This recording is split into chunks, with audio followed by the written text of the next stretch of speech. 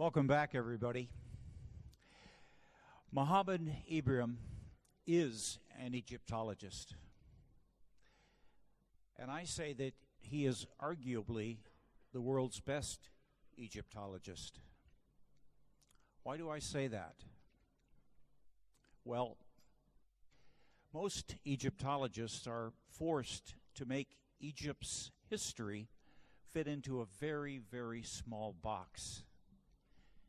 And any evidence that doesn't fit into that box, well, it's got to be discarded, if not outright destroyed. But you see, Muhammad has refused from the very beginning to follow this edict.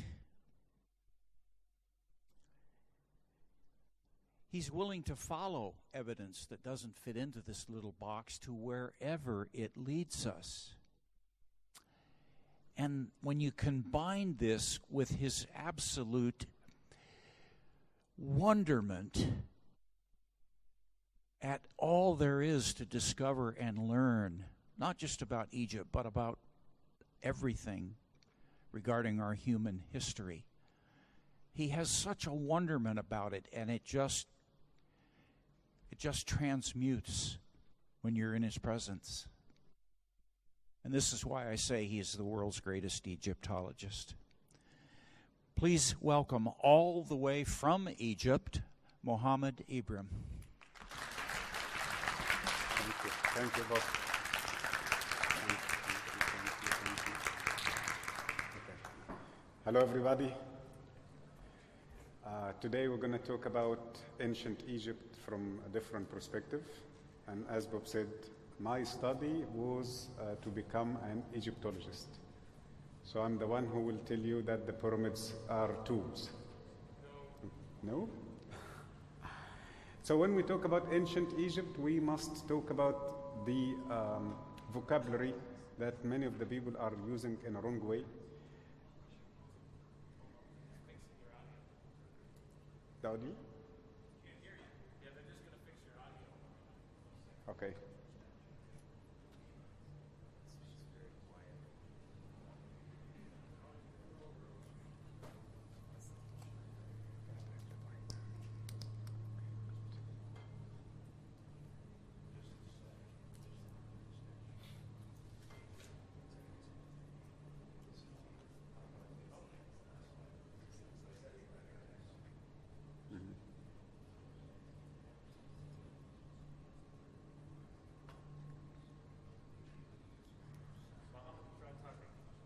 Okay.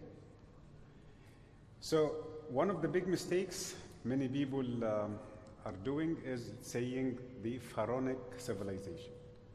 Actually, that word is completely wrong. There is nothing in the Egyptian civilization at all called the pharaonic or the pharaoh. That word, for sure, is written in the holy books, including the Quran. But it was a word to explain a title or a name for a certain person, just one person, but it's not for all the Egyptian kings, and because some people will tell you the kings from the New Kingdom, and we will explain sooner what is Old Kingdom and Middle Kingdom and New Kingdom of ancient Egypt. So when we say pharaonic Egypt, that is completely wrong. It is ancient Egyptian civilization. Also, one of the big mistakes when we say the hieroglyphic language, also that is not correct. It is the ancient Egyptian language. So what is hieroglyphic? It's a way of writing, how we write this kind of language. So we can use hieroglyphic font, we can use hieratic font, we can use demotic font. We will come to this. So this logo I designed 15 years ago, or like 16 years ago, and I wanted to put a new beginning to Egyptologists in Egypt and maybe in the whole world, that we must accept science in this field. Unfortunately, the what we can call it Egyptology started, some people will tell you started in the 18th century, 19th century, but I can claim that it started during the Greco-Roman time. The Greeks who invented this kind of science, and they wanted to study ancient Egypt, but under the interpretation of the Greek mythology. And that's why we have the word Horus, Isis, Osiris. Any title in ancient Egypt ends with S, that is because of the Greek story. Okay? Horus was Hor only, not Horus. Isis is Set. Osiris or Osiris is Osir. But the Greeks who add such explanations to make it look like Greek story. So Egyptology was created and was practiced by people who didn't include any scientific practice or any scientific evidences or any logic. They were depending on history. What history said, that will be the story. And history is connected with writing. So when we find something, we look for the writings. So the writing says King Ramses who made this, so it will be King Ramses. And if we find any other logical evidences saying no, he wasn't King Ramses, because maybe the style, the design, a certain type of material wasn't used during his time, no. Writings are the most solid evidences they use. But we will realize later, or we will see in the slides, that there are hundreds of things. Even in Egyptology field, we are sure that it is not right, it is not correct. But unfortunately, we still depend on writings to date and relate the object to somebody or to a certain time. So my target was to start new way or path in Egyptology, mixing between history, writings, logic, and science. And I was very lucky during my work in this field as a tour guide for 19 years. I met so many talented and smart people and so many scholars, and we will come to them by names. So they enhanced and they shared my knowledge shared with me the knowledge of different things about ancient Egypt and later about the ancient world itself. I would like to start with a very important video.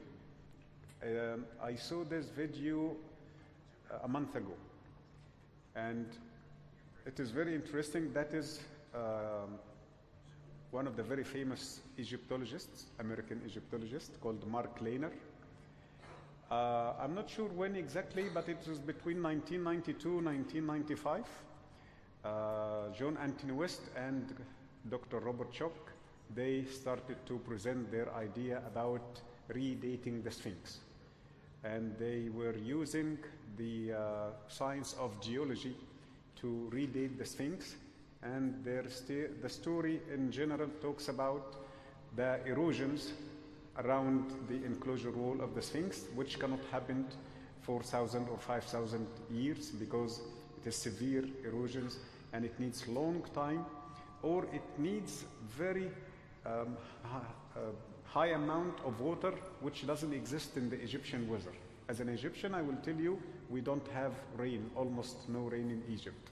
The whole winter it rains like 2-3 times, each time maximum 10 minutes. So we don't witness rain in Egypt. Yes, there are some exceptions, but that is not the normal thing. So when we claim that we have eroded stones by humidity, no, that is not true. By rain, that is also not true. By sun, also not true. So Egypt, the climate of Egypt is nice climate. Yes, sometimes we have high temperature in summer, in especially August and July and August, but that is not severe like some countries in Middle East or like Sudan, and we don't have humid weather like north of Europe. So Egypt is quite nice weather all the time. Okay. So they were presenting their story in this. I'm not sure it was a debate or it was like a conference, and my target to show you this. I think it's working. There is an interesting question happened here. My own reaction as a non-geologist is I was waiting to see at least some hardcore data as to whether the Sphinx is in fact water-induced, induced by periods by rain, such that it has to date during a period when there were heavy rains. I didn't see any evidence. I saw many slides of, yes, this drastically undulating profile of what we call member 2 of the Sphinx. with various people, mostly, various people standing in the view, but I didn't see any data that convinces me one way or another that it is in fact rain-induced. Our reaction is, if it was built by a civilization or a culture that is that much earlier, where is the other evidence of this culture?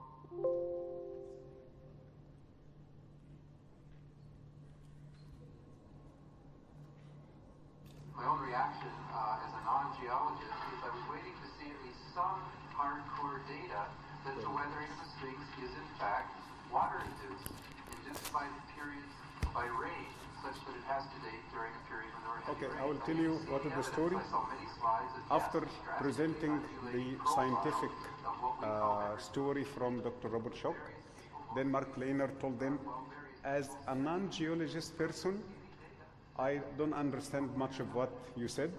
So as an Egyptologist, I need you to show me an evidence, solid evidence.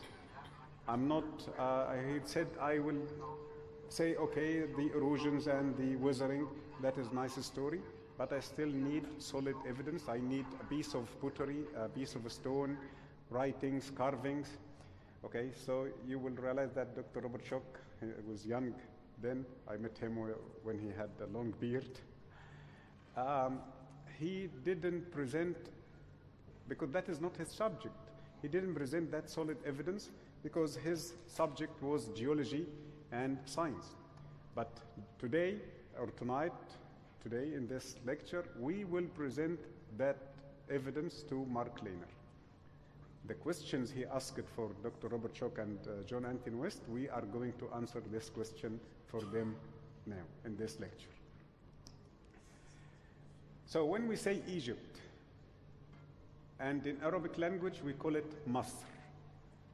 So the Western people call it Egypt, the Arabs call it Masr.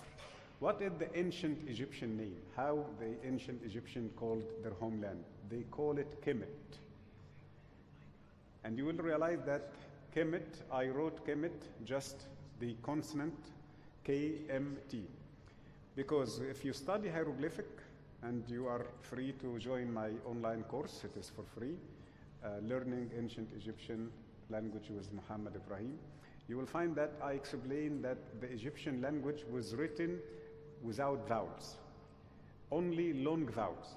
Like if they write my name Mohammed in the Egyptian way, it will be MHMD. There is no O, there is no A, there is no E. As written, but when I pronounce Mohammed, yes, exist. How we know this? We don't. It is when we raised from a young age, we understand the vowels in a certain way, and we make it perfect. The same like in Arabic language. So that's why I always say the best people who can read and understand the ancient Egyptian language are the Middle Eastern, especially the Egyptians. Unfortunately, my books were from a British scholar. He did a great job, and we cannot deny that the French and the English Egyptologists did a great job in this field, but we do understand better. And you will see later why I'm saying this. Kemet can be explained as black color, and that is an excuse for so many people to say Egypt was originally black race. The Africans ruled Egypt, and later, maybe during the Greek and Roman time in Egypt, we started to have fair skin or white or brown, like a mix. But no, that is not true. Kemet means black color because Kemet originally means the soil, the mud. And because the mud has dark color, so it means dark color. But the word Kemet originally means the mud. And also, it doesn't mean the mud itself. It means the rich mud. Rich of what? Rich of minerals. Our soil comes through the Nile, and our Nile comes from Central Africa. Most of the people don't realize that the Nile runs through 9 African countries.